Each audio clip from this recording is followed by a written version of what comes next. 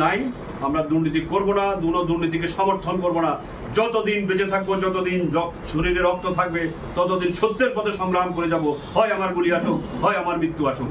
আপনারা জানেন, আমি পরশুদিন আপনারা অনেকেই দেখেছেন আমরা ভিডিওতে, আমরা এক মিনিটের আমি একটা ভিডিওতে বলেছি, বিশেষ করে যে ঠাকুরগাঁয়ে যে ওদেরকে যে বিএসএফ গুলি করে একটা হিন্দু ছেলে এবং তার বাবাকে আহত করলো, আমি বলেছি আমি ভারতে যাব না।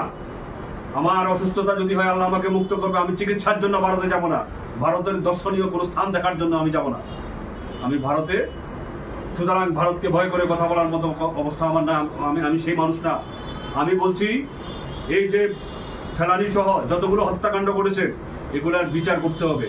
যদি বিচারের আওতায় আনতে না পারেন, তাহলে প্রতিশোধ দেওয়ার জন্য যে পদ্ধতি নেওয়া দরকার, বর্তমান সরকারের প্রতি আহ্বান জানিয়েছি যে আপনারা সেই ব্যবস্থা গ্রহণ করুন, প্রতিশোধ গ্রহণ করুন। আমার দেশের একটি মানুষের মুখে যেন আর বিএসএফ গুলি করার সাহস না পায়। আমরা আইন পড়ি, আমরা জানি। আপনি বর্ডারে যদি কোনো লোক অবৈধভাবে যায়, বর্ডার ক্রস করার চেষ্টা করে, তাকে আপনারা কি করবেন? আন্তর্জাতিক আইনে বলা আছে তাকে অ্যারেস্ট করবেন। অ্যারেস্ট করে তাকে আদালতে সোপর্দ করবেন। তাকে অ্যারেস্ট করার জন্য যদি আপনি ধরতে না পারেন, ধরার চেষ্টায় ব্যর্থ হন, তখন সর্বোচ্চ তার পায়ে গুলি করতে পারবেন। তাকে ওখানে আহত করে ধরে তারপরে আপনি নিতে পারবেন। কিন্তু কি করতেছে? আমি ফেলানির পোস্টমর্টেমটা দেখেছি। ফেলানির গুলিটা লেগেছে বুকে।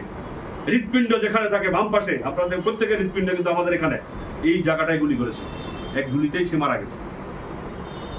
মারার পরে 5 ঘন্টা তাকে কি অমানবিক তার সাথে জুড়ে রাখছে, একটা মৃতদেহকে তার সাথে জুড়ে রাখছে। ঠিক একই দৃশ্য আমরা গত আগস্টে, জুলাই আগস্টের আন্দোলনে দেখেছি। আপনারা ভিডিওগুলো দেখেছেন, কি বিভৎস একটা লাশের সাথে কি আচরণ করছে, আসলিয়াতে লাশগুলোর সাথে কি আচরণ করছে। কোথায় গেছে আমাদের মানবিকতা? কোথায় গেছে আমাদের আইন শৃঙ্খলা বাহিনীর মনুষ্যত্ববোধ? মানুষ একটা লাশকে, আল্লাহ রাসূলও বলছেন যে যখন একটা মানুষ মারা যায়, তার মধ্যে কিছুটা অনুভূতি থাকে। তোমরা লাশকে কষ্ট দিও না। তোমরা যখন কাঁধে নিয়ে যাবা খুব যত্নের সাথে, তোমরা যখন কবরে নামাবা খুব যত্নের সাথে তোমরা লাশটাকে নামাবা, যাতে তার গায়ে কোনো আঘাত লাগে। সে আঘাত অনুভব করে, মৃত্যু গেলেও তার শরীরের মধ্যে কিছু সেন্স থাকে। সুতরাং একটা মৃতদেহকে নিয়ে তোমরা এটা করো না। কিন্তু আজকে আমাদের মানবিকতা কোথায় গেছে? আমরা পৃথিবী কোন পর্যায়ে পড়ছি? ইসরায়েল সেনাবাহিনী, যারা বর্বর সেনাবাহিনী, তারাও এই কাজটা করে না, যে কাজটা আমাদের দেশের আইন শৃঙ্খলা বাহিনী করেছে মানুষের উপর। সুতরাং সময় এসেছে আমাদের বিবেককে জাগ্রত করার, আমাদের মানবিকতাকে জাগ্রত করার। সেই উদ্দেশ্য নিয়েই আমরা বাংলাদেশ ডেমোক্রেটিক মুভমেন্টের যাত্রা। আমার ভাই দেলোয়ার ভাই জানেন, আমাদের 58 দলীয় জাতীয় জোট করছিল দর্শনের সাথে নেতৃত্বে। ভাই আমাকে কয়েকবার দাওয়াতও দিয়েছিলেন। সেখানে আমাদের কিছু হালুয়া রুটির ভাগের কথাও বলা হয়েছিল। আমি দেলোয়ার ভাই সাক্ষী। আমি বলছি, বিনয়ের সাথে বলছি, দেলোয়ার ভাই, রাজনীতি করতে নামছি কোনো হালুয়া রুটির ভাগের জন্য নয়, দেশের বিরুদ্ধে কোনো কথা বলার জন্য নয়, সরকারের তোষামতি করার জন্য নয়।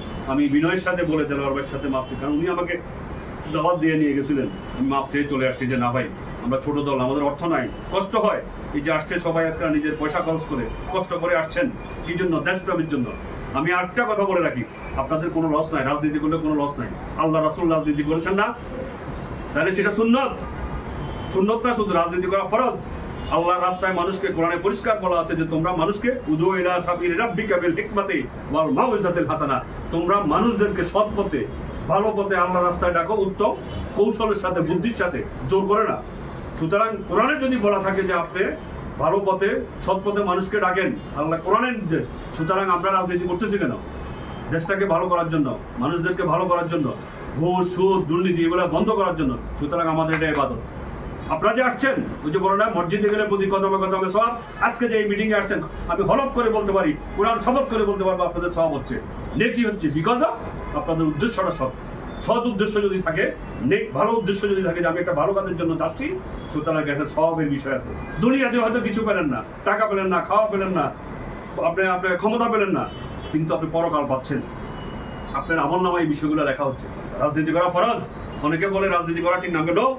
আল্লাহ রাসূল রাজনীতি করছেন। প্রথম কোরআনের প্রথম শব্দ ইকরা শব্দ নাযিল হওয়ার পরে আল্লাহ রাসূল দুটাই রাজনীতি ডেকে বলছে যে হ্যাঁ, তোমরা এক আল্লাহর একত্ববাদ করো, সমস্ত মূর্তি পূজা তোমরা বন্ধ করো। এটাই হচ্ছে রাজনীতি।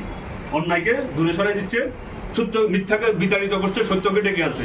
আমরা রাজনীতি যারা কর্মী, আমরা সত্য প্রতিষ্ঠা করতে চাই, মিথ্যাকে বিতাড়িত করতে চাই। সুতরাং আমাদের এটা হচ্ছে ফরজ কাজ, আমাদের এটা সওয়াবের কাজ।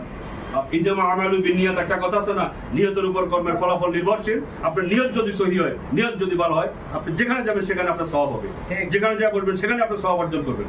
সুতরাং অনেকে এই যে উষ্মা প্রকাশ করে রাজনীতি নিয়ে, নো, তারা বুঝে না, রাজনীতি বুঝে না, ইতিহাস বুঝে না, ইসলাম বুঝে না, সেই জন্য এরা উষ্মা প্রকাশ করে। যাই হোক, অনেকক্ষণ আপনারা বসে আছেন কষ্ট করে, এই জন্য আপনাদেরকে আন্তরিকভাবে ধন্যবাদ জানাচ্ছি। সময় সুযোগ হলে আমরা আবার বসবো। আর আমাদের যে দুই রাজনীতিবিদ এখানে আসছেন, ওনাদের কাছে আমার অনুরোধ, আসলে সংঘবদ্ধ না হলে, ঐক্যবদ্ধ না হলে শক্তি হয় না। ঐক্যবদ্ধ করে যে কোনো দাবি উত্থাপন করলে সেই দাবি বাস্তবায়ন হয়, অন্যরা মেনে নিতে বাধ্য হয়। আমি আপনাদেরকে আহ্বান জানাবো, আপনারা একটু চিন্তা ভাবনা করেন, আমরা একটা জোট করতে পারেন। আমরা যারা ভালো চিন্তা করি, দেশটাকে ভালো করতে চাই, আমরা একটা জোট, জাতীয় জোট আমরা করতে পারি কিনা।